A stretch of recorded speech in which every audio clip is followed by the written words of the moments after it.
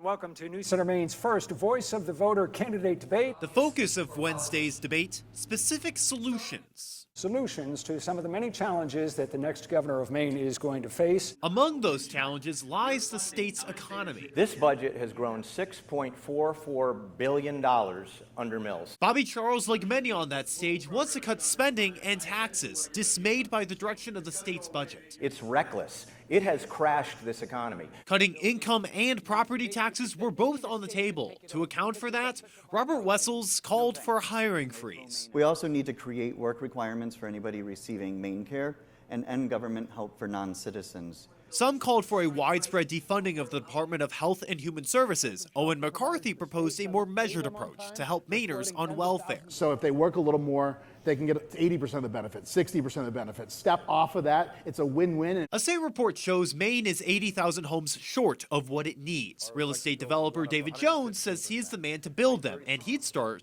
with less regulations. Those regulations, they add about between $80,000 and $120,000 per single family home. That's insane. To aid and attract businesses, Jonathan Bush wants to show executives Maine's finest. You meet them at the end of the jetway and you wrap them up and you take them on a tour. And when they get back on that plane, there is a contract in their hand.